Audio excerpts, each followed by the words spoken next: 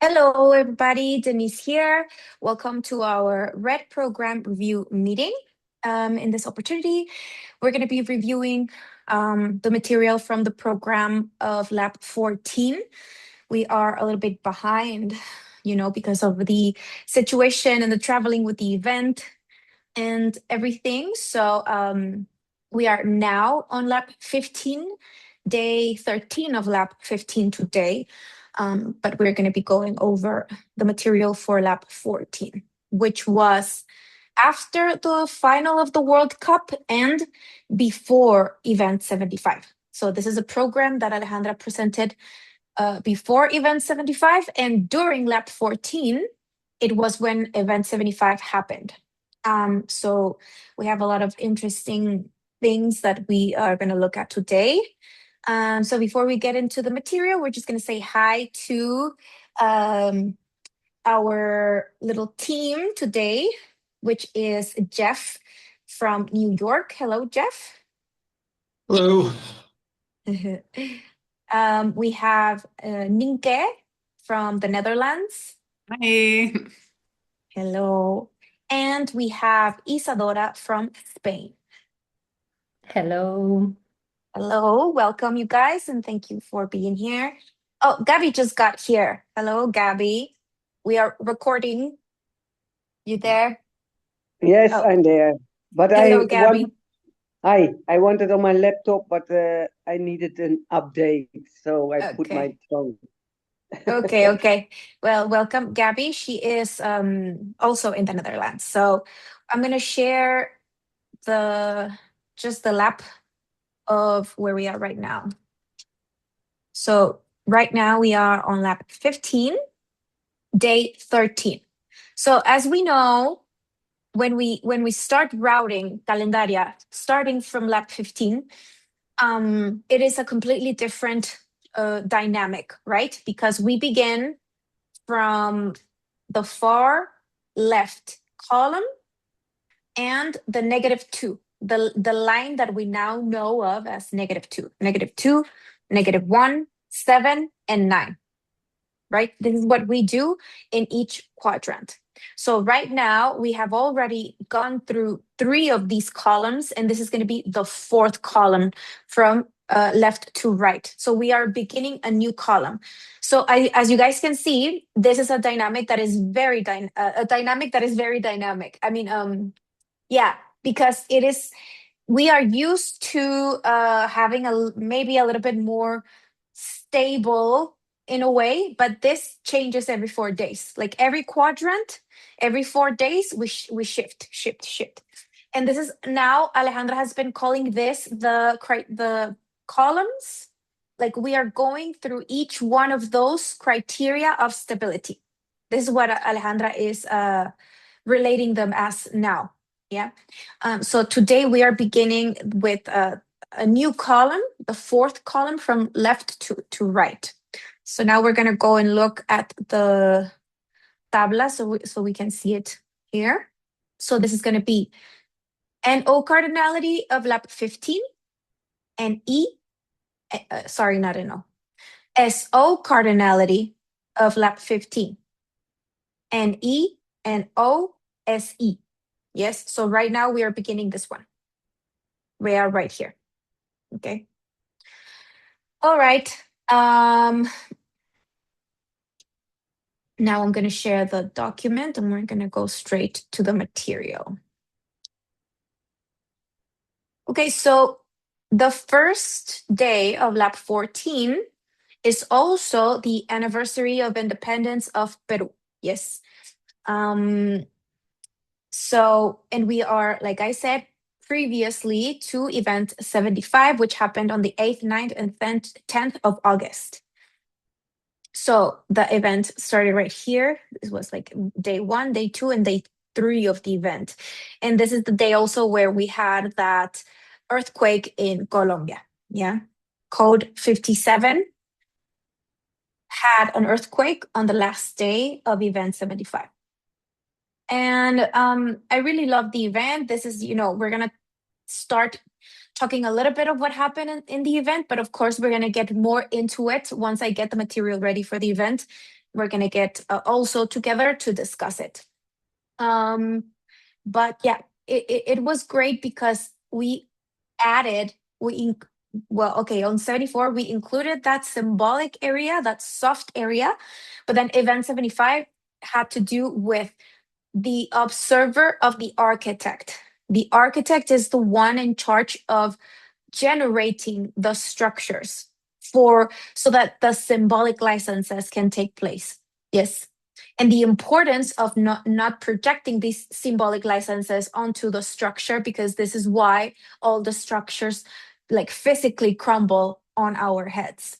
And the reason for this is because we are projecting symbolic licenses onto scales that we shouldn't be doing that too, because these are scales that are strictly technical. And this is what we are learning.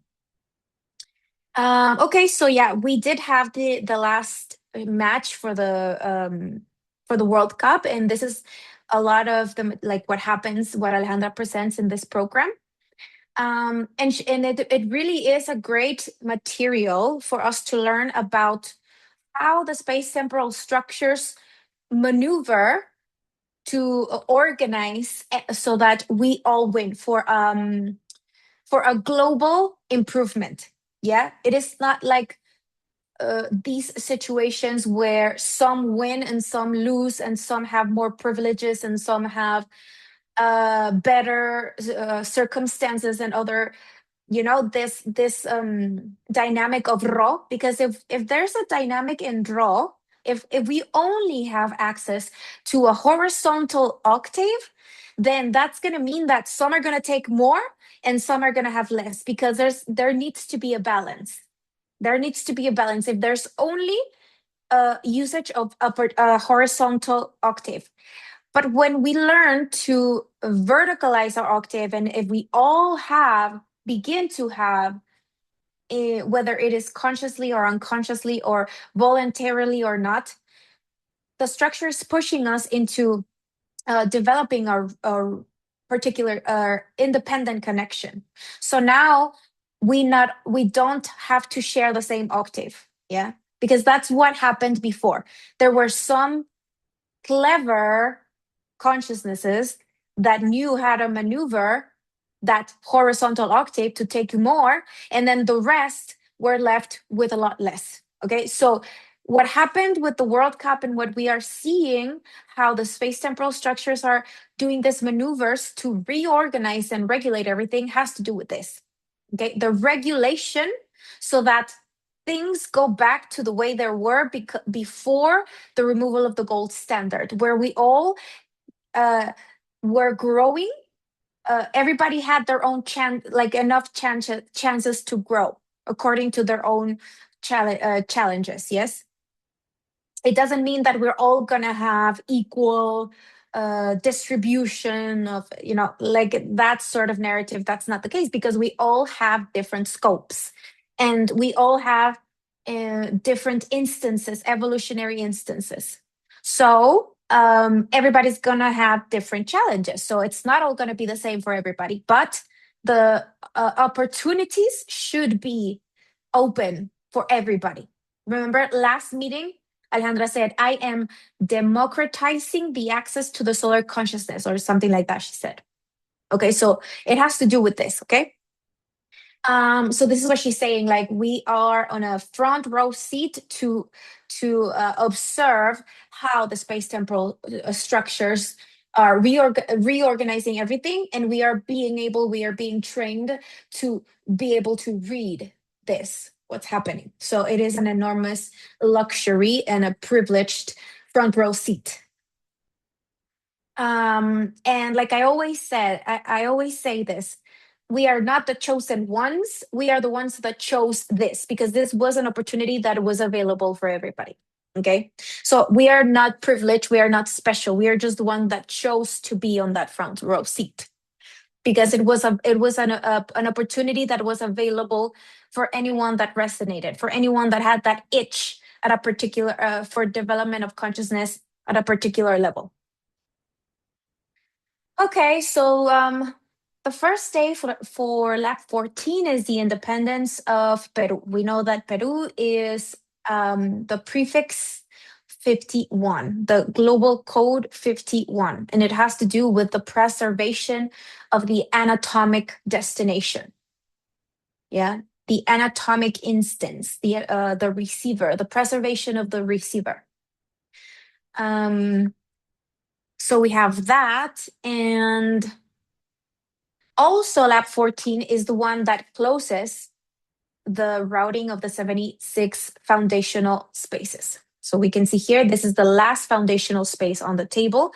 And then from this, we jump into what we explained right now in the dynamic that we have in lab 15. So this is like the last, okay?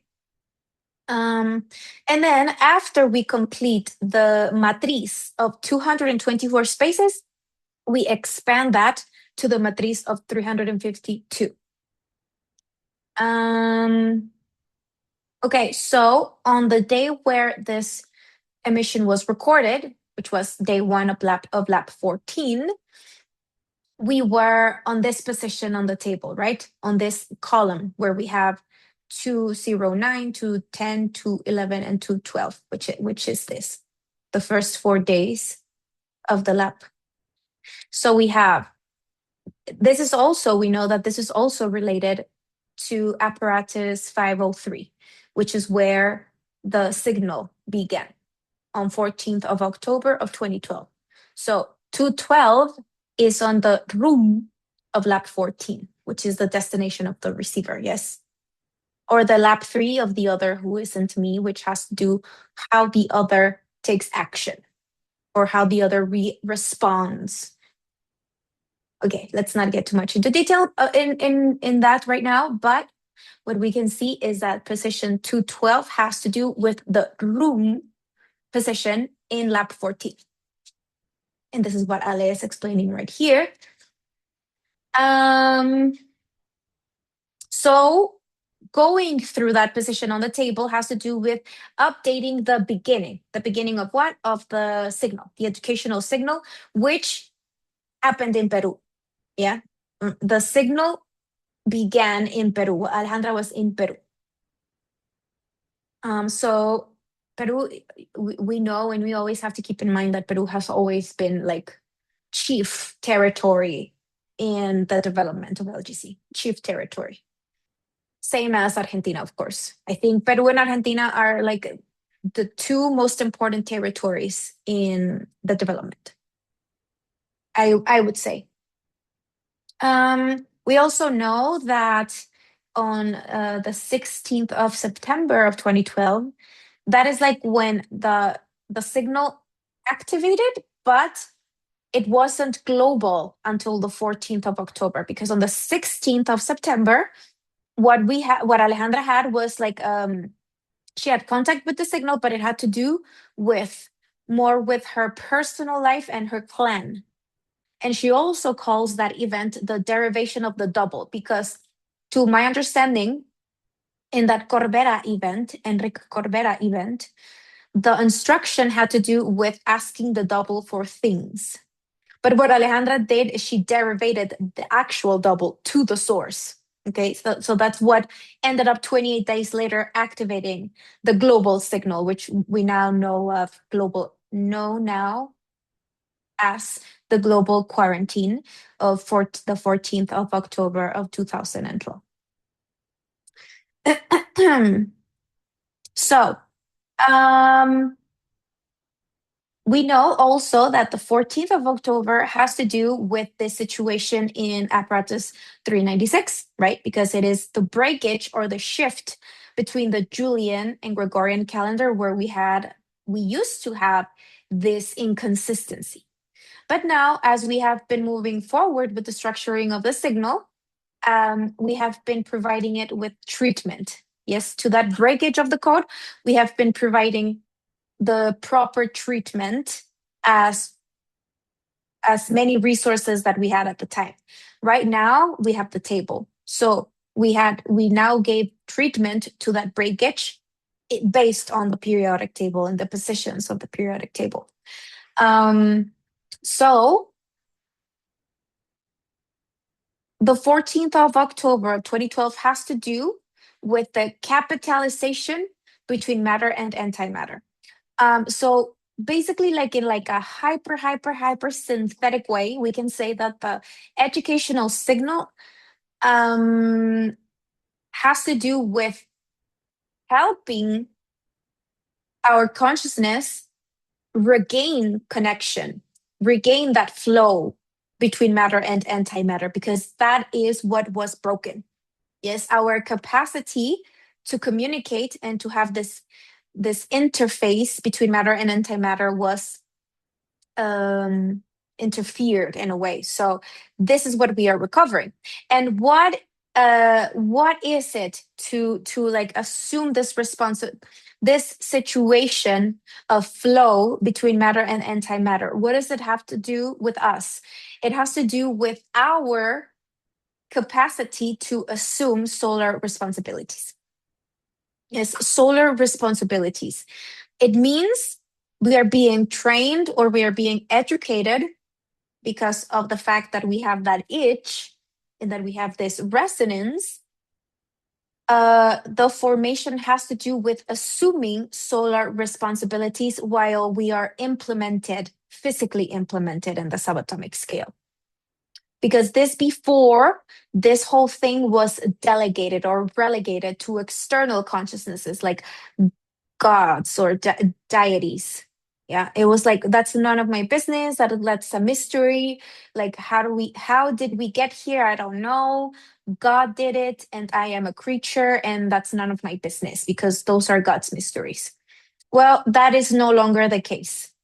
The case now is particular consciousnesses that have member of the species memberships, but that first have member of the universe memberships, and that have this potential of assuming solar responsibilities while still being implemented inside the anatomic scale.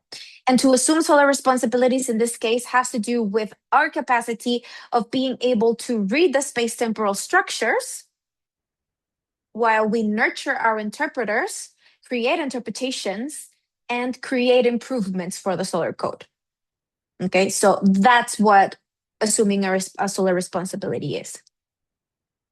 On the 19th of July, we had the last match of the World Cup, which was Spain against Argentina, right? And there was a lot of controversy. There's a lot of conspiracy as well.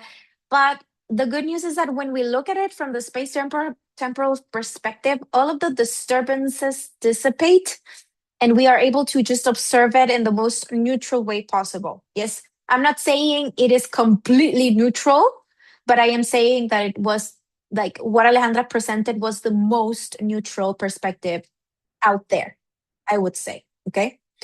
There are a lot of technical details around the end of the World Cup, and I do think that the fact that it happened on that day help us understand very deeply that specific position inside the structure.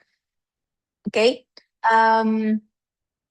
so the end of the World Cup happened on day 200 of the year, which is right under Promise 23. Promise 23, the pink is on 23. And then on top of the pink, we have 141. Yes, on the same space. And 141, we know it has to do with the design inside a context. In a new design for the context that is going to be parameterized. I don't know if that's a word, but like structured by the antenna or defined by the antenna. The design for the context is going to be defined by the antenna. So we're going to talk a little bit more in detail about that specific position, but we have 3 dates that are important around the end of the World Cup. We have the 19th, we have the 15th, the 17th, and the 19th of July. I put it right here. So on the 15th, we had the match between Argentina and England. And then on the 17th, we have the conference where the president of China gave the main speech in relation to the global concern in the regulation of AI. And then we have on the 19th, the end of the World Cup. So all of these three things, Alice said, had to do with the outcome that we had, where Argentina ends up winning the silver in the World Cup. So basically, we're gonna start by talking about what happened in the match between Argentina and Inglaterra, which is that Argentina beat England, like I think it was on the semifinals on that date, right? So this has to do with a very interesting concept that I'll explain and clarified quite a lot, and it has to do with like what does the healthy 54 parameter do? A healthy parameter of 54 and a corrupt parameter of 54. What is the difference? When parameter 54 is healthy, when it wins, it integrates. When parameter 54 is corrupt, when it wins, it suppresses others. So for me, that was like a marvelous thermometer to see how to just identify if when we are dealing with parameter 54 in a way, to identify whether it is functioning in a corrupt way or in a healthy way, because it is so easy to see.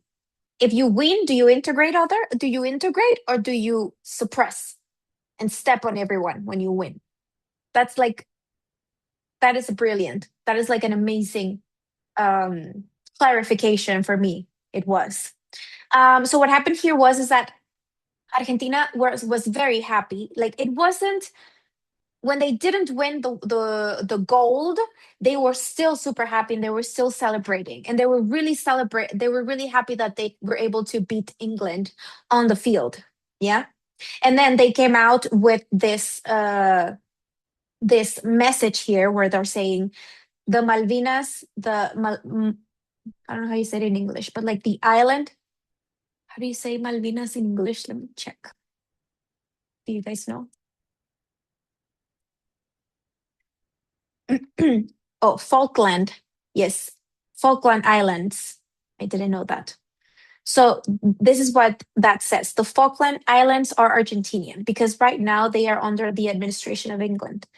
And Argentina had this battle of the Falkland Islands where they were trying to regain administration of them. But right now, England has them. Yeah. So this is what they're saying. The Falkland Islands are from Argentina. They belong to Argentina. And they took that out when they beat England. So this was like a very emotional, very deep, very important thing that happened. Like, because they had the FIFA was not happy, yes, with this. So they faced a lot of issues for doing this. But it was like really important that this happened. So on the last program, we worked a lot with the year of foundation of the AFA, which is the local organization, not local, but like national organization for Argentinian football. And we saw that the year of foundation of the AFA is 1893.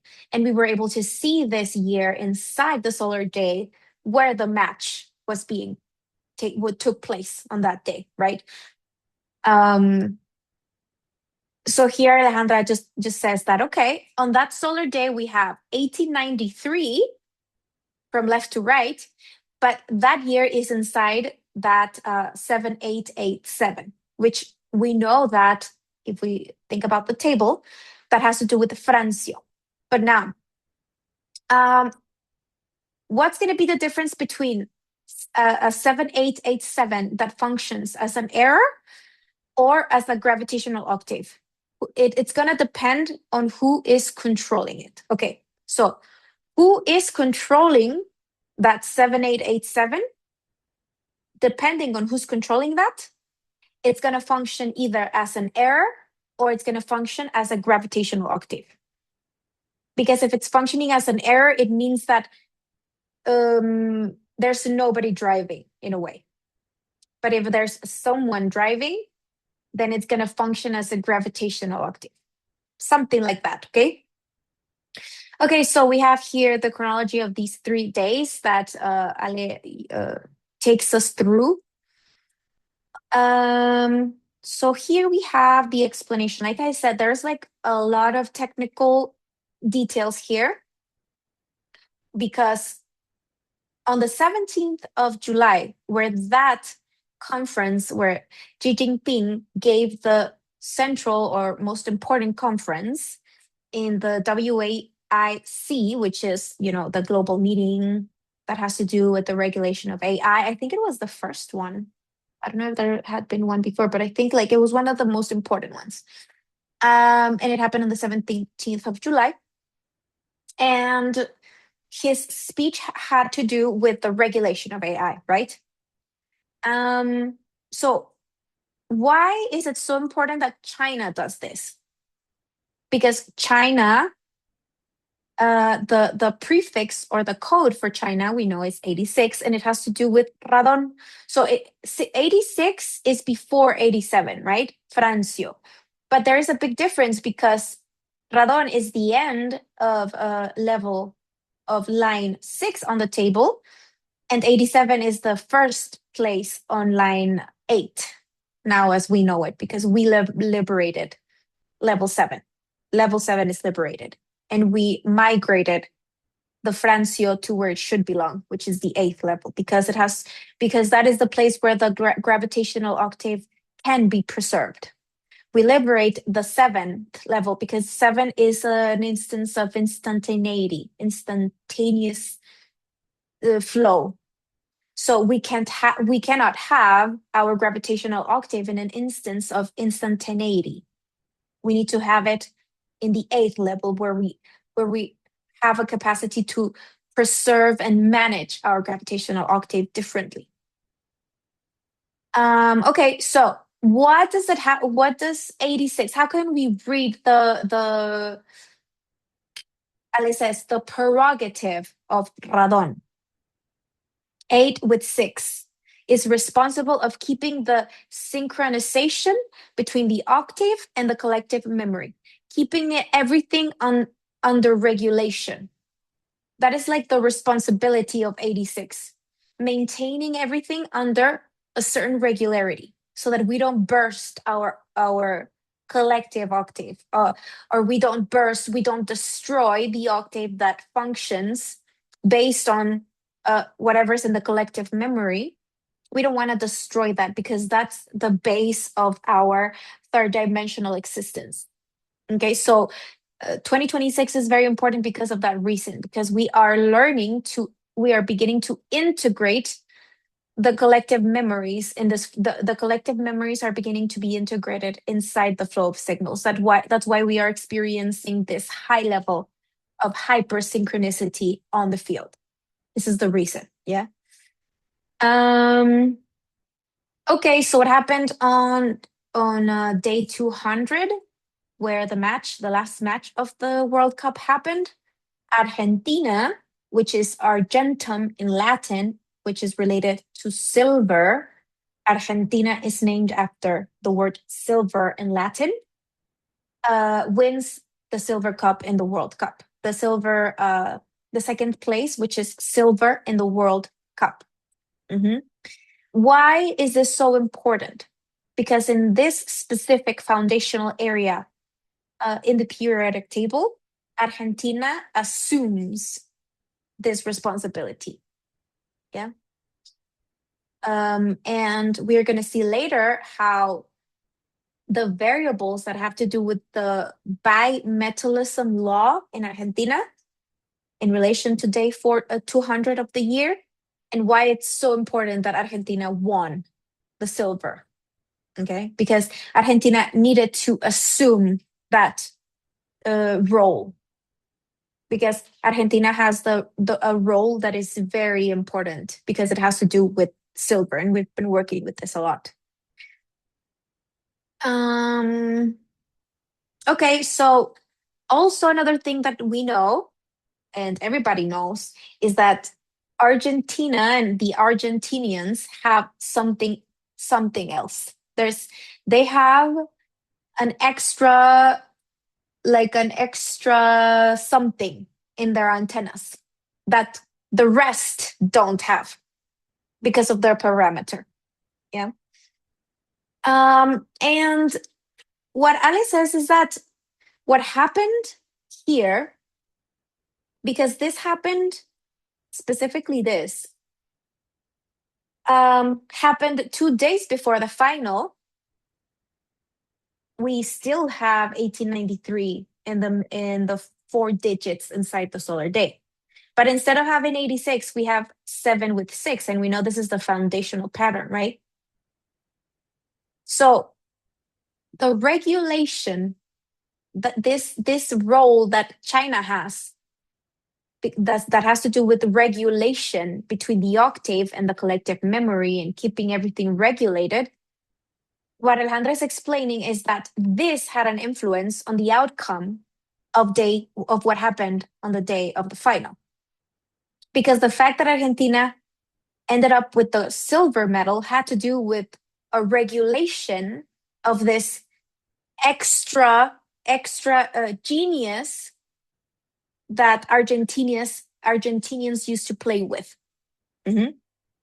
So there was a regulation of that, because the fact that Argentina ended up with the silver means that everybody won. Because Argentina won in terms that probably socially wouldn't be interpreted as winning, but Argentina won what it needed to win. Regulated, because everything was regulated. Yes? Okay. I don't know if that, I'm telling you, it is like really technical, but it has to do with something like this, okay? So Ale says, my understanding is that globally, this is the attempt of regulating those variables. Mm-hmm.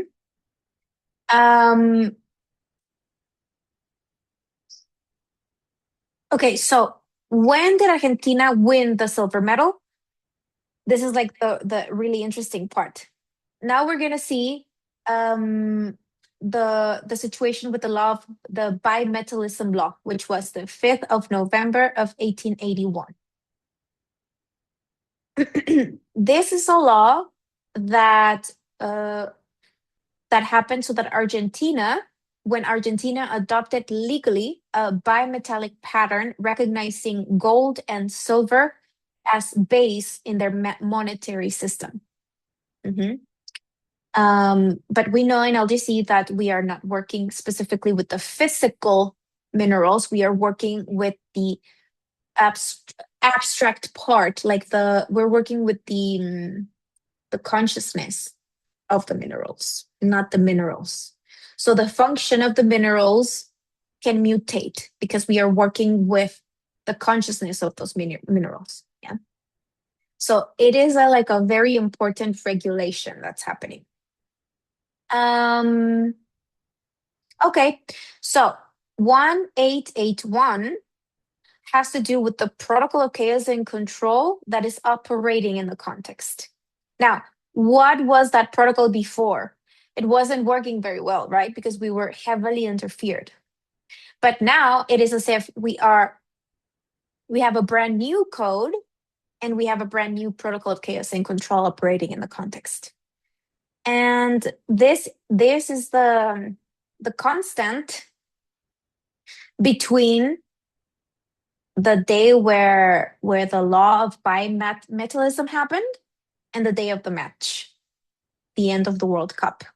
So we have 15825. So we have the administration of the Assimila year of apparatus 396. So it's like the way that I see this is the solar consciousness is taking charge now, is in charge now. Okay, solar consciousness is in charge now. That's how I see it.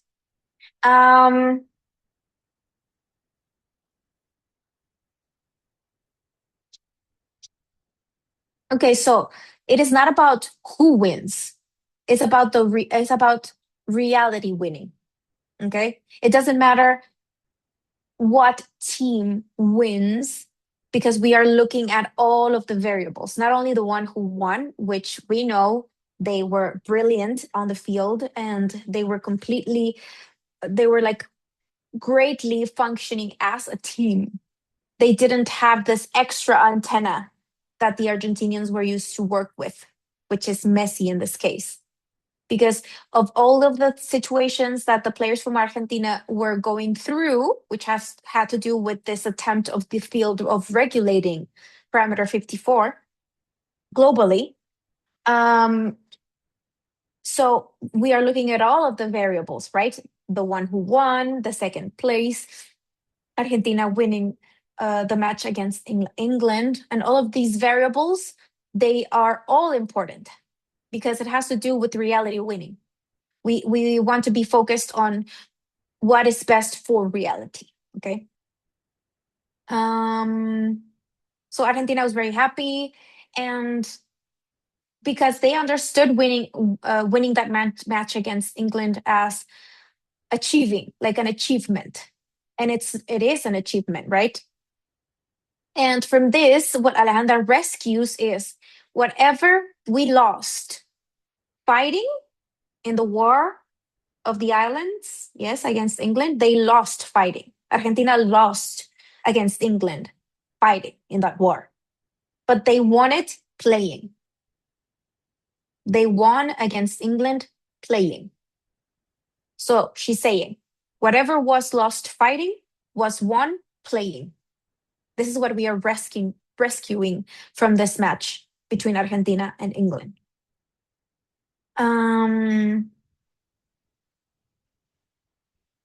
Okay, so here's a representation of how the Argentinian community received this achievement of winning against England on that match. So we have the 3 World Cups that Argentina has, and they included this win against England here, and they placed the Falkland Islands as an icon, as a representation of the win. I mean, linearly speaking, people are saying, oh, but the Falkland Islands are still under the administration of England. Okay. But this is very important too. This came out of the community. This is a representation of the development of the new code. We are observing how everything that we've been working with for 13 years is being expressed in the field. It's being there's a hyper convergence here. Okay. And then I have a map of the Falkland Islands. We have 2 main islands: Isla Gran Malvina, Isla Soledad. Yeah. So this is called like Isla Soledad or Solitude and the Great Falkland. Okay. So here we have it. Southern Atlantic Ocean. And this was quite new for me because I wasn't here when Alejandra said this. She said this a long time ago. And she used to say, in relation to the Malvinas, because mal is, in Spanish, mal is like saying bad. Mal in Spanish is like saying bad, okay? So what Alejandra used to say is, en soledad vi el gran mal, which translates to, I saw the great evil or bad, the great evil in solitude. This is like really hard to translate to Spanish. But in soledad, in solitude, I was able to see the great evil or the great fault or the great bad thing. Now, why in solitude? Remember that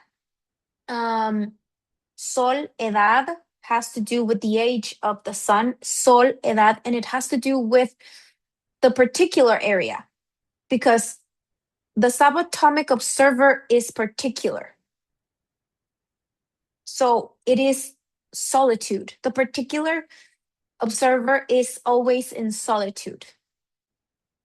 So I am only going to be able to see the great fault in solitude, meaning from the subatomic perspective. Okay?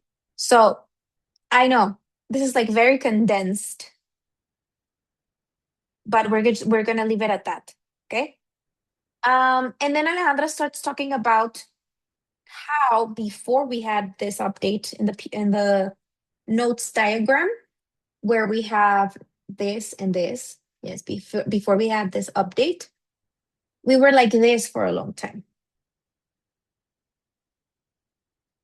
Like this. Yeah.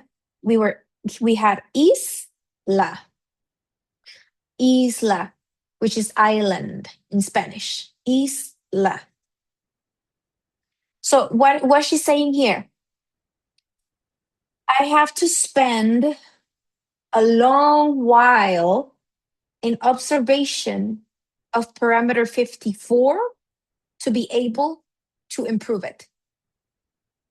So we stayed in this configuration for a while because the function of the diagram of being in this state of configuration for a while, it was because en soledad vi el gran mal. Okay? But then once this was once this process had fulfilled, then we have this. Yes, this was the update. There was a shift in the board. Because what is the notes diagram? This is a psychic structure that's going to help us scaffold the flow of signals in 5th dimension. This is going to matrizar, this is going to structure our antenna in the 5th dimension, so that we are able to scaffold the flow of signals, scaffold our interpreter, so that we are able to later translate and create interpretations in 3rd dimensional format, which is where the psychological structure, we can use the psychological structure. Okay? But this has to do with this is what's gonna help us scaffold or structure our interpreter so that it can properly manage the flow of signals. Okay? Because this needs to be fixed. This needs to be something fixed and stable, because it receives signals from different ranges that need to be executed harmonically. Okay?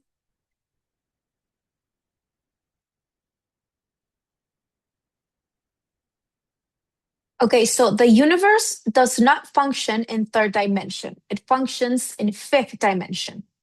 And the 5th dimensional antenna needs to be matrizada, parametrized, structured, regulated, so that it is not destructive for the 3rd dimension. The 5th dimensional antenna needs to have a proper structure so that it is not destructive for the 3rd dimension.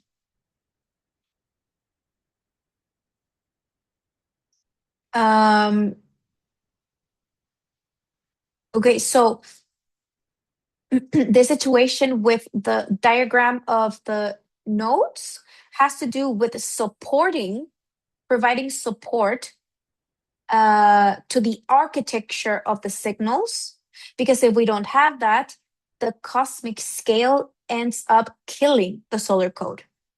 Because if we don't have this, the quality of the code wouldn't be enough for the region of the expressed universe that we are going through right now as solar consciousness.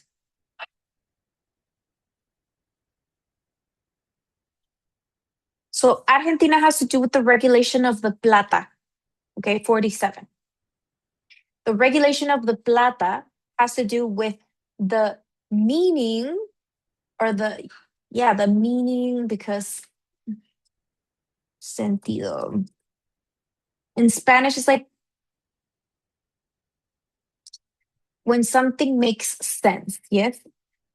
Like what sense or what meaning am I going to give to the anatomic destination? Because remember, origin is subatomic, the origin is subatomic, and the destination is anatomic. So what is the meaning that I'm going to generate for the destiny? That's what plata is. But I can only provide meaning to the destiny from the fifth dimension, so that the meaning is not symbolic. Because I need to provide meaning to the destination from a place that is not symbolic, from a place that is technical. I need to learn how to do that. Okay.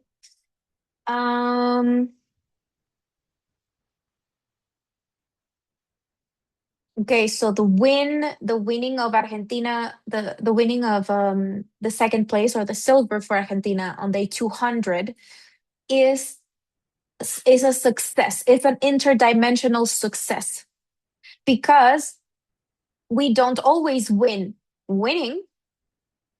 We can also win learning to capitalize what has been achieved.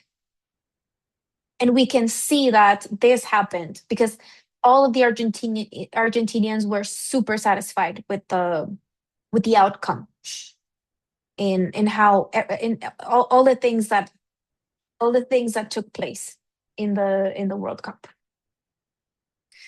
And then, of course, we also have to recognize the amazing game that Spain had. They did everything right. They knew where their partners were. They knew the the movements, and they were really, really connected with each other. So this is also great news, because not only do we have an interdimensional success, we can also see that at a neurological level, we also have a good infrastructure going on. Yes. So it is as if everything is prepared. Everything is prepared for the execution of the code for apparatus 507 and the execution of everything that we have been working with for 13 years. Now,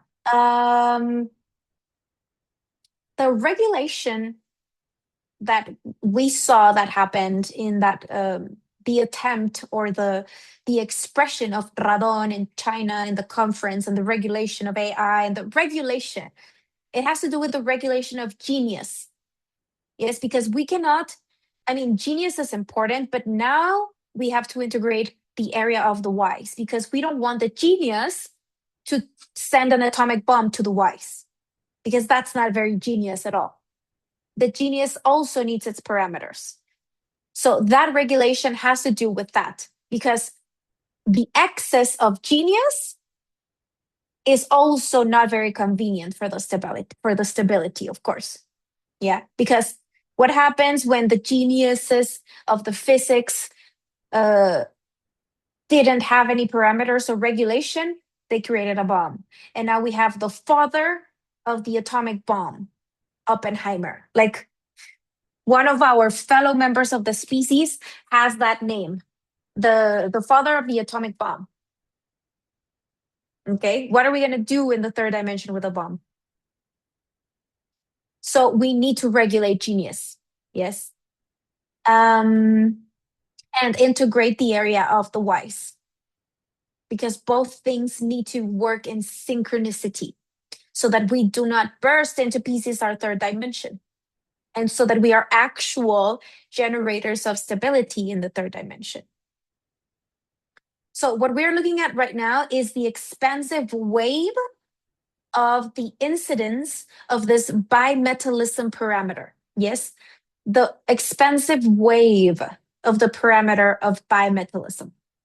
Okay, that is what we are seeing right now. It has to do with the regulation, global regulation, and everything that has to do with our monetary systems. When we look at it interdimensionally, it has to do with how we interact with something that is not myself. Okay, the removal of the gold standard created a tremendous disbalance between those interchanges, to the point where we have trillionaires right now and we have billions of people in terrible situations. So there's regulation, like there's a success in the regulation. That's what I was saying, explaining and describing. Okay, another really interesting thing that we are gonna go through is we have a new president in Peru, which is I mean, linearly speaking, not a very great candidate, but we'll see. Yeah, we have a new president in Peru on that day, on the first day of Lab 14, which is the Independence Day. Okay, so we have a new president. And another thing that Peru has, and that I didn't know, I just learned when I was working with this material, is that Peru has a very stable coin, a very stable economy. So much so that other countries in Latin America are looking at the economic model of Peru and studying it to see what Peru is doing to keep their coin or their economy so stable. Because in 10 years, when Alejandra opened that legal figure to deal with all of the event and like the payments of the event and all, she had to open this legal figure, which she named Nuevo Sol, because we know that the coin for Peru are called soles. She opened that in 2014, and she's saying that right now, the exchange for a sol and a dollar are basically not very different in how many 12 years. So there's like a lot of stability. So now Peru is providing this black print of a global interaction matriz that is stable for all of America. So honestly, I thought this was really, really great news. I did not know about this, how important it was that Peru has such a stable economy and that it is providing this great example for other countries in Latin America. Yeah. And Argentina specifically is like the Central Bank of Argentina is studying the Peruvian case to be like, okay, what are they doing? Yeah, and we have to see what they're doing so that we can use it as a guide. Let's take a 15-minute break. It is 12:34 here, 34, so we have 10 minutes, but 45. We'll be back. Okay, see you in a little bit. So another important thing that Ale points out here is the birth of Alcides Carrion, right? We know Alcides Carrion is known of as the martyr of medicine, of Peruvian medicine. He was a medic.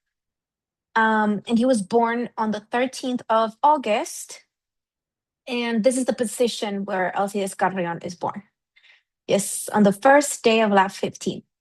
And of course, for us, this is going to be like basically like the first times that we're going to see where Alcides Carrion is born. Yes, after we are doing this transition or routing of Volta 15. Like this is, for me, the first time that I am able to see it as clearly, yeah, where Alcides Carrion is born.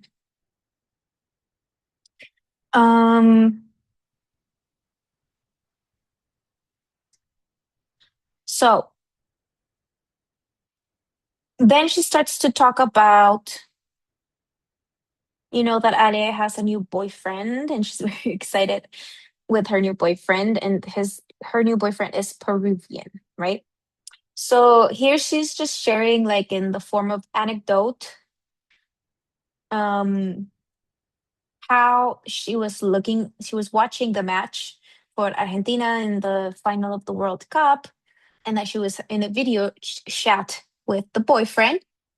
And Alex explaining that she was like in this very concentrated, she was very like concentrated in regulating her nervous system. Yeah, because because she was just like really focused on the online of the match, but she was in that video chat with the boyfriend. And she said that the boyfriend, anytime Argentina had an opportunity to score, even though they didn't score, but like when they had the opportunity, the Peruvian boyfriend was like really excited for Argentina. Like he was really pushing. He was excited, like he was on Argentina's side, wanting Argentina to score. So I said that she says, the same way, this is the exact same way of how Peru pushes the Argentinian genius. So she's saying Peru pushes Argentina into into into reaching out to the genius. It potentiates the Argentinian genius. So she also mentions that Peru, in the War of the Falkland Islands, Peru was the one behind Argentina. Peru has been supporting Argentina always in many different ways. Okay, so she's just saying that this was like a very graphic moment for her, because she always says that Peru pushes her Argentinian genius. The Argentinian genius is pushed by Peru. Um, okay.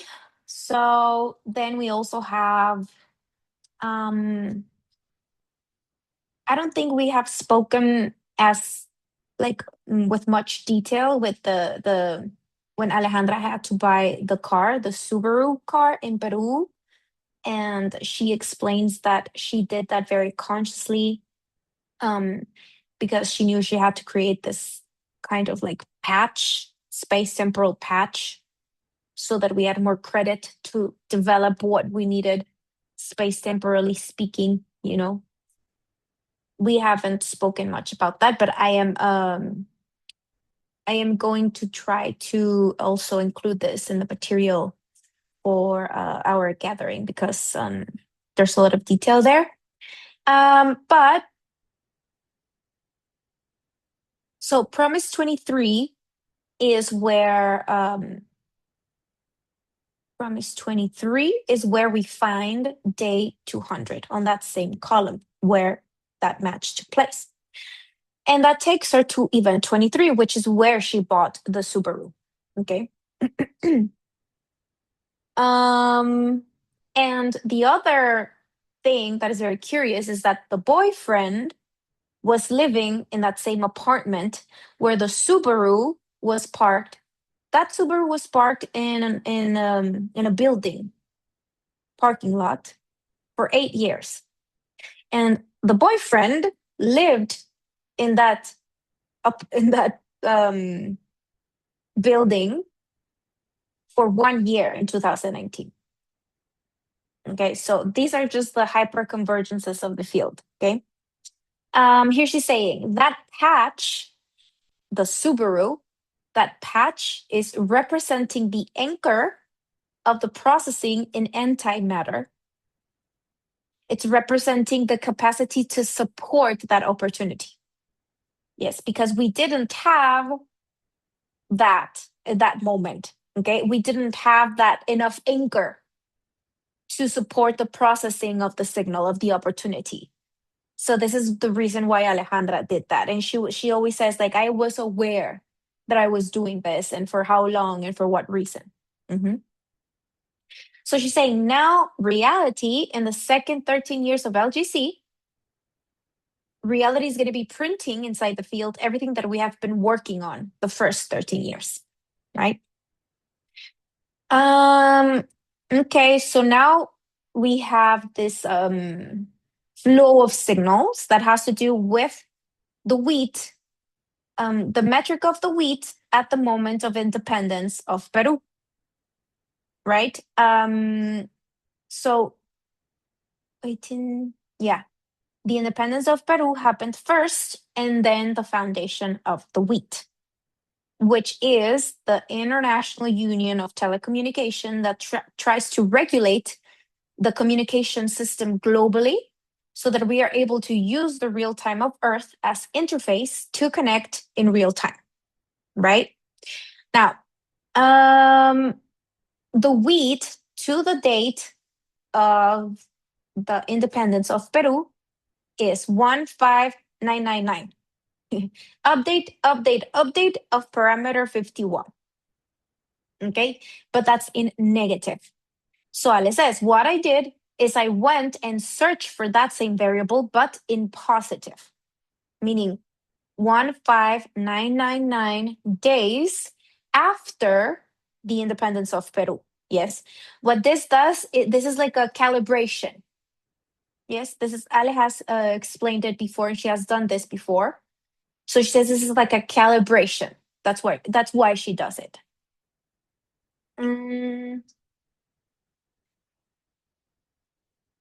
So what we find is where we find that same variable, but in positive, we find it on the 7th of March of 1909, which is day 66 of apparatus 478.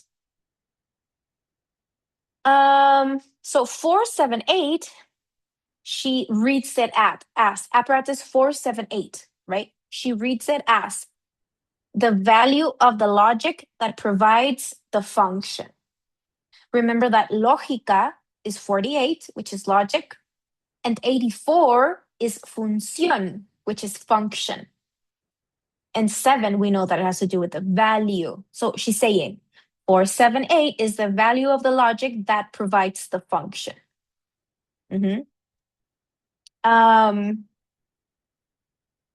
So yeah, she does that.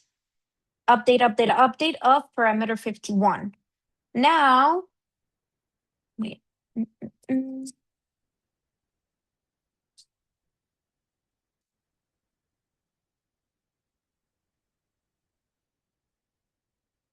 So here is a picture of Ale with that t-shirt that she had made of apparatus 501, which is when she did the patch.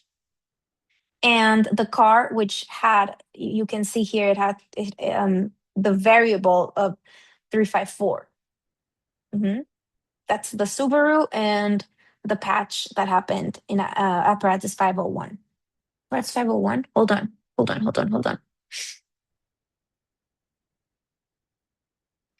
Okay, because this happened before I came into the logic, I have some empty links that I haven't yet been able to connect. Okay, so bear with me. I will connect them and let you guys know. But I have, like, from the things that happened, because I've been here for 10 years, but 3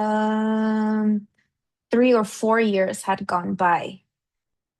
Yeah, when I came in. So there's like 4 years before I came in that I have to learn the details of the things that happened. And this happened then before I came. So that's why I have some things that I am not able to link together. But bear with me, I will find it. So here's a picture of the car with Alejandra.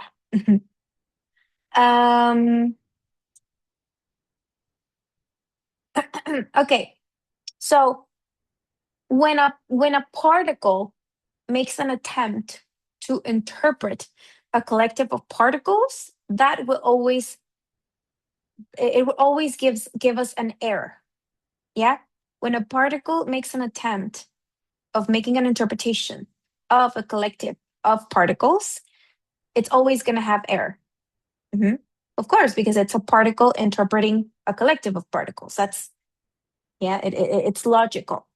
The thing is that the documentation of those of those errors from antimatter, it's what's going to give us the capacity to create the improvements.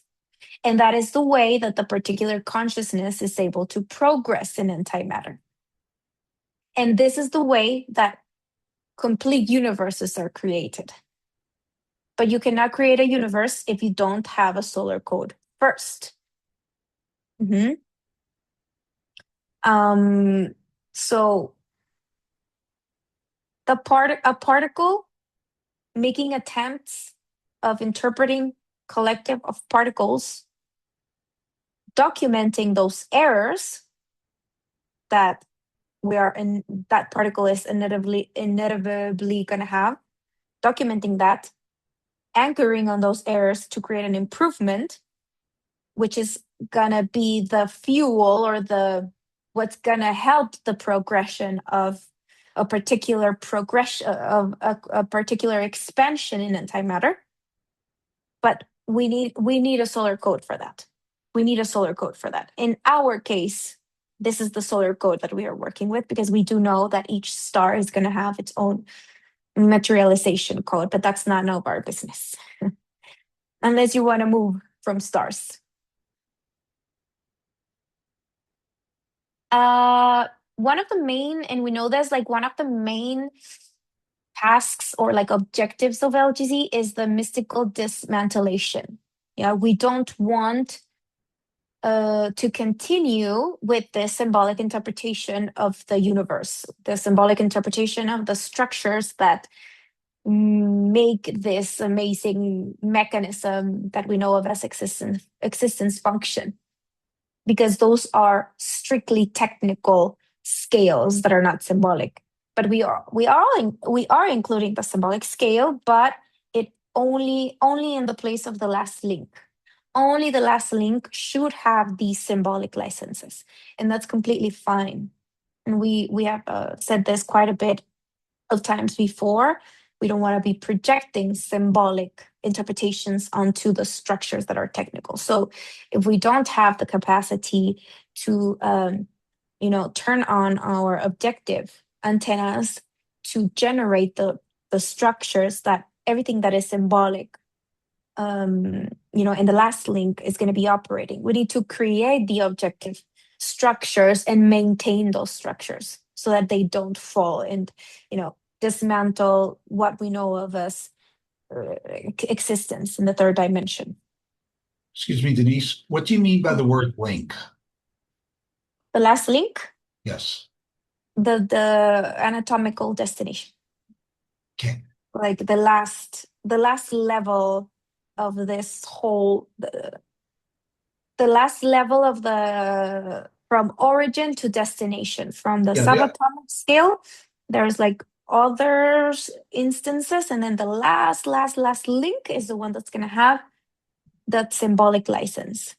Right. So what I'm hearing is the kind of the last, of the unfoldments, right?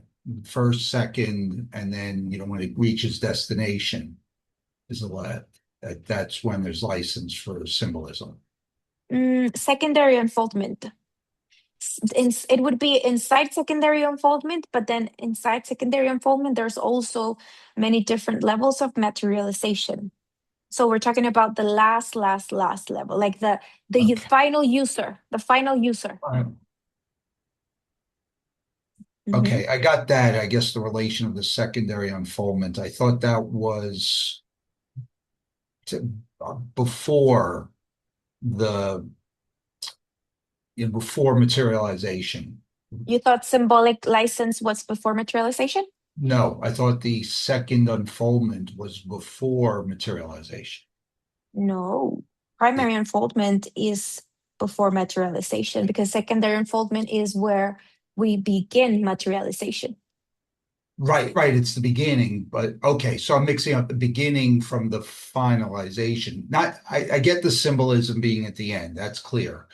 I'm clarifying the language, because I've viewed the primary unfoldment clear, secondary unfoldment, right? Using my head, using the musical notes diagram, the secondary unfoldment being the middle line. So I've always thought the bottom, when it comes down and there's the agreements, and then you get into do, re, mi, fa, sol, la, si, do, right? Mm-hmm. That being the final destination and not necessarily the second unfoldment, but are we saying that is part of the secondary unfoldment? Yeah, that is a secondary That unfoldment. is, okay. I Yeah. saw the secondary as the second line, but it's really the whole From the process sec from from the the second second line line down. down. Gotcha. Yeah. Yes. Yeah. And if we wanted to locate the symbolic license or the final user, I would use me. Okay. Mhm. Just to like a little bit locate ourselves. Right. So in me, if that's the final, then within me, we can identify symbolic symbols, but recognize that it is a localized kind of We're person. when we talk about symbolic consciousness, we're not necessarily talking about symbols. Okay. We are talking about interpretations with creative interpretations of things that are not necessarily objectively true. Right. It kind of, right, right. I guess I'm hearing in there like personal narratives. Yeah, Okay. like preferences. Preferences. Okay. Preferences that don't necessarily have to be as rigid. For example, I am building a home and I need, of course, the foundation to be strictly, I have to measure the material, I have to measure the land, I have to measure the strength of, the structural, and that needs to be strict. The Yes. measuring of all of that needs to be strict. Yeah. Once I have the structure of the house that needs to be strictly calculated, then I can go and paint the room blue or pink and I don't know, bring in some birds and like that's gonna be the symbolic part, Right. like the Okay. decoration. Yes. But the thing is that we can't project those symbolic that we like because it's what gives light to life, and it's nice, but we don't Mm. want to do that for the structure because we Right. were going to destroy ourselves. Yes. You can't Mhm. build a foundation on birds. Exactly. Yeah. Okay. Okay. Yeah, so if I am not working or interested in learning about how those other scales that are structural function, then I am going to be derivating all of that to external deities, belief systems, and I am going to be a very unstable person, and everything's going to be mixed up. Yes, I'm not going to be having any clarity. um, okay, so Ale says, I am working on a consciousness scale by scale. I did not renounce my nonlinear responsibility of creating solar code to when I entered to be represented inside the matter. So she's saying, when I became materialized, I did not give up my nonlinear responsibility of creating solar code. I never gave up that responsibility. And that responsibility belongs to the source. It has to do with the source. The nonlinear responsibility of creating and maintaining solar code is part of the source. So the source finances the materialization of universes, but it does not design them. This is like a very cool thing. The source is the one that finances, but it doesn't design them. That's why we have the architects. So the scale of the architect is the one that designs the universes. Okay. So that was like a very big deal for me to see. Okay. So between, this is like also very cool. Between the 7th of March of 1909, which is where we found the variable of the wheat in 15999, yes, that date, and the 28th of July, which is the day of the emission of this program, the first day of Lab 14, we find this 74875. And this is exactly what we've been doing this year. 74 and 70, event 74 and event 75. Hyperconvergent, okay? Okay, so event 74, 7 with 4 has to do with the observer lighting the way of the destiny. That's why it's like what we use was like, I will not abandon myself. Yes, the observer lighting the way.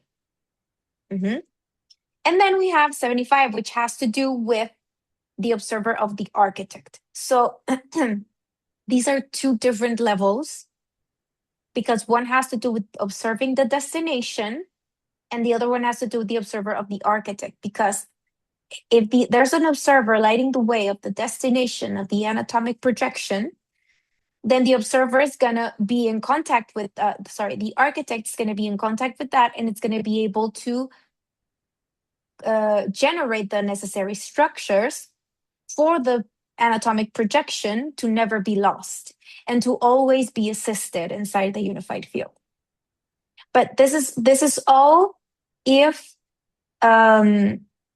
the solar code is being contemplated. If the solar code is not being contemplated, if we still have those Trojans operating, then we're not going to have hypersynchronicity. We're always going to be, yes, if we are projecting symbolic, if we're still being like, oh, if it has to be, it has to be, and all of those mystical understandings, there's not going to be hypersynchronicity because I'm still derivating. I am not assuming my particular responsibility of generating the resources that my anatomical projection needs. Okay. And I'm not going to be assisted, of course, in the construction of those resources because I'm still delegating those variables to external. And if I'm still delegating those variables to external hands, then that's not a good business. I don't recommend that, especially if we're here learning about all of this. So here, that's where she said, like, if I am not anchoring first on the solar code, then I'm not going to be able to use the subatomic field for these types of synchronicities, like the types of synchronicities that she shows us with her own life. Like this situation with the boyfriend, it has nothing to do with her personal life. She's showing us space-temporal mechanisms of a consciousness that includes every single layer and that anchors on the solar code, and that everything has an intention. It has nothing to do with her personal life, okay? So if I don't have this, but I first need to recognize primary unfoldment, but it is not a neurologic recognition. It is a logic commitment. Because the primary unfoldment does not require neurological compromise. So every time, like I always, my advice when we're approaching LGC is always figure out if you're approaching it from the neurology. Because if you are committing, your neurology is going to be very, very difficult to construct in a light way the concepts. It's going to be very heavy because the neurology that's not what it's there for. The neurology is only there for me to explain to myself what has happened, but we are working at a logic level and it does not require a neurological level. So people sometimes ask me like, you don't get tired? No, I don't get tired because I don't commit my neurology. I am using another level of consciousness to do this. And I learned this, of course. It was not natural. We learned this is learnable. Okay, the expiration date of the biological programs and the digital era. This is also a really big topic because it has to do with the continuity of our human species. Nobody wants to have children anymore. You know, all of the new generations, we don't want to have children anymore, and I include myself. And I have all these arguments of why I don't want to have children. And one of those arguments, I'm like, well, I think in my framework contract, I have other responsibilities, and I don't think that includes being a mother, at least not yet. We'll deal with our solar responsibilities first, and then see if we have a space and the physiology to bear children. We'll see. But just speaking in general terms, the biological programs were programs installed by us from a different dimension to keep things going. But now we are beginning this digital era, and this digital era is for us to assume our digital counterpart. We are recognizing this abstract area of ourselves. So now those biological programs are slowly expiring, and now we have to create the arguments of why we need the human species to continue. Yeah. And we need to make the conscious decisions, because before, our grandmothers, they had 9 children and just children. Those were the biological programs working. Now those things are not necessarily functioning the way they used to. So now we have to all of these things happening with the gender issues, and also the awakening of women. And women being like, oh, I don't know if I want to sacrifice my just newly acquired independence that none of my grandmother never had. And, all of these arguments that we are seeing out there. But yeah, I mean, do we want the human species to continue? Of course we do. And this is something that Ale says, something she loves about Peru is that she sees a lot of kids. And it's true. I've been traveling a lot, and I don't see as many children anymore as I used to. I remember I grew up there was so many kids when I was growing up, all of my cousins. I have 20, 30 cousins, and there were children everywhere all the time. And now, no, there's not many children anymore. And it's when you really see that, it's wow, that's really sad. Really sad that we don't have that many children anymore. Well, I think Ninke did the job for all of us. She did great for the species. Yay, Ninke. Okay, so yeah, this thing with the expiration date of the biological programs. So the biological programs had the function of just helping us with with all the failures or the faults that we needed, that we are now gonna recover and use to create all of the improvements. Yeah. Okay, the same with the boyfriend. La la la la la la. Okay, so a healthy 54 parameter or a corrupt 54 parameter. It is not the same to integrate when you win or to suppress and step on others when you win. Corrupt and healthy parameter 54. So if we have a healthy 54 parameter, it's gonna be working not only winning and integrating, it's gonna be providing notions of space-temporal consciousness expansion to the rest of the humans. This is why we need a healthy 54 parameter, because it's operating the filter. Okay.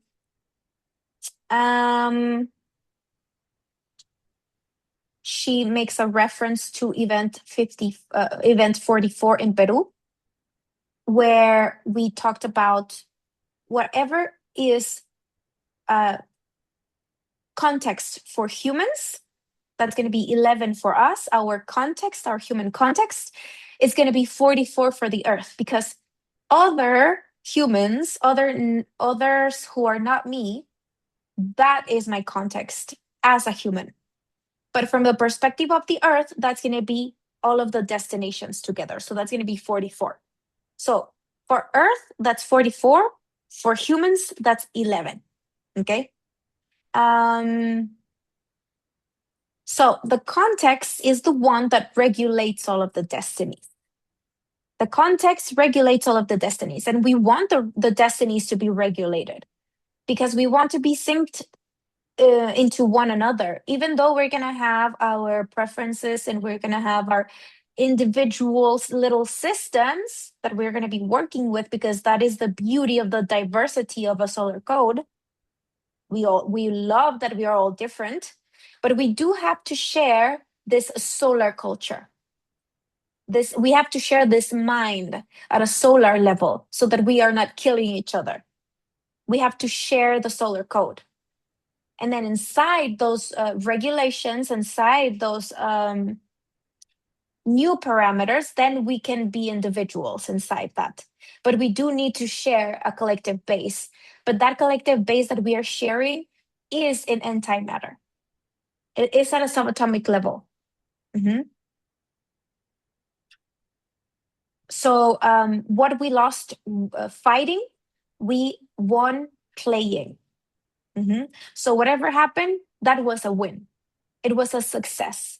The way that the structure organized everything was a huge success for everybody, not just for Argentina. It was a regulation. Another thing is that gold and silver, in the periodic table, 47 and 79, we can find them in the same column. Okay. And this has to do with connectivity, sequence, and the capacity to link signals together and generating a structure that's going to be scaffolding the interpreter and modulating the interpretation instead of having a direct reactive. So we've been working with this also for a while. Like, okay, maybe we are getting quite good at managing and modulating our own reactives, but now we have to work also with the reactives of others. So it's an art form, it's a challenge, and it's beautiful, and it's exciting because it all has to do with our education. The universe is trying to educate us. So everything that comes our way now, if the solar code achieves what it needs to achieve in terms of having a better enough code to get through this area of the universe, it's going to mean that all of the challenges that are going to come our way are going to be within our range. We're going to be able to deal with those challenges. It's going to be more like a sport than a situation of David versus Goliath or the Odyssey, where, Odysseus had pretty good scopes to deal with local challenges, but then when he was faced with like giants and deities and all of these things that were not within his range, he was like, oh, David versus Goliath, how am I don't have the resources to deal with these challenges. This is just too much for me. This is what where we're coming from. That is expressed universe. But then when we're talking about civilized express universe, it means that we're going to have enough resources to deal with the challenges that come our way, and we enter into this scalar growth. Okay, so we're working more with our intuition, regulating our instinct, modulating it. Yeah. And then she talks about how are we going to be fighting or hating on our defects? Because our defects are the factory of virtues. Our defects are the ones that provide us with the connectivity. And then based on that, we are able to create virtues. But remember that virtues are temporal. So we cannot be anchored on a temporal virtue, because time is gonna pass by, and the virtue that I have today, I'm not gonna have in 1 year. It's gonna change. So I have to. The most important thing that I have is the defect, because that's where I'm gonna pull out the construction of the virtues.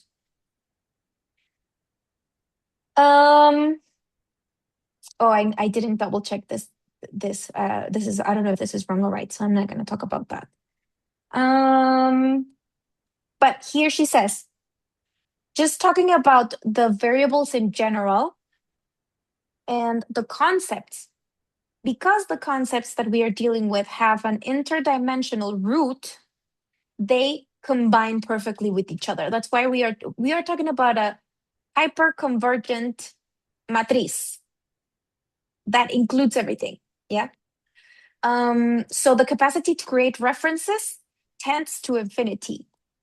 Yes, the all the hyperconvergent variables are tends to infinity because we are dealing with interdimensional concepts that have interdimensional roots. Okay. But this can only happen if the consciousness is of a subatomic scale. If not, that's not going to happen. If the consciousness is not subatomic, this is just not going to happen. It's going to be impossible to sink into because it is not neurological. If there's an attempt of approaching this neurologically, it's just not going to happen. It needs to be at a subatomic scale. The LGC calendar to the day of the 28th of July, 40104, which reads as interconnected design, or two interconnected designs, because we have 40 and 40, right? 40 is interconnected design. So we have two interconnected designs pointing to the same receiver. So that is on the beginning of lab 14 also. So there is also a hypersynchronization in relation to like the destinies, all of the destinies. And on the beginning, on the RAM position of lab 14. So when we learn to do this with our cone, not with our neurology, not with our human profile, with our cone, what we acquire is firmness in the antimatter. So that makes you walk the earth in a very firm and temporary. I don't know if that's a word, temerario. I love that word. No, reckless. That's not the word. Not reckless. Just like without any fear. Yeah. Temeroso is like someone that's scared. Temerario is someone that's not scared, but not reckless. Not reckless because there's consciousness. But if there's a connection, firmness, and antimatter, I'm not going to be scared of the world. I'm going to be, of course, with my plata wolframio, my antenna of the universe, my architect, my interpreter. I have all of these resources. That's why I'm not going to be scared. Because it's not the same thing to be brave than to be reckless, right? And here she closes with this really nice analogy that has to do with, she starts to talk about how event 57 has to do with like the qualifications of the architects. Qualifications of the architects. And one of the main things that we want to be able to differentiate, and we've been working with this a lot, do not use the memorials. The memorials are appropriated. They're not your own. They are appropriated in the framework contract and the creation of the y-axis and all of these things, right? If we have been working on that, we're going to be able to separate that the storm of the ocean belongs to the ocean, not to the captain of the boat. Okay, so if I want to qualify as captain of the boat, I need to be able to separate the fact that the storm is not mine. I am simply navigating the storm. And all of the sailors, what they do is they look at the captain to see if the captain is scared. Yeah, the captain's task is to stabilize and propagate security, firmness. Because why? Because the captain has the Wi-Fi. So the role of the captain is to guide all the sailors. And then, okay, we are closing here with the movie The Odyssey. We worked a lot with The Odyssey in Event 75. And here Alice just says that she hated myths. She was never ever able to read any myths because it smelled of deceit. They smelled weird, dirty. She didn't like myths because of the excess of symbolism, right? And we're gonna talk about the Trojans, and how the Trojan horse entered the city through their symbolic vulnerabilities of the people. Yeah, that's why we cannot project our symbolisms, because that's just where all the Trojans are gonna be violating our infrastructure. But then she says that now that she has the education, she is able to decodify it technically. So yeah, and here she just mentions like very briefly the connection that Odysseus had with Penelope, right? But I'm not gonna get too much into that because we're gonna talk more deeply about this in in the material for the event. So yeah, but she talks there's a lot of talk of the connection between Penelope and Odysseus, and this separation between male and female, because essentially we are all androgynous because we receive and we issue. Essentially, we are androgynous. But here in the level of the species, it is like a mechanism of the structure to do this separation between male and female to create like a, how do you say, trama? um like a script, like a plot. Hmm. Like a plot, like a counter. Uh, Penelope was the counterpart of Odysseus here in the anatomic scale, something like that. Okay, but we're gonna be talking more about that in the material of the event. So of course, there's gonna be breakages. There's gonna be things that are gonna be breaking because they cannot longer be supported. Opportunities are always born out of risks, and opportunities can be lost, and that's why they are valuable. If everything was pre-programmed, it wouldn't have the same taste. So there are risks. Everything is running. Everything is, being played.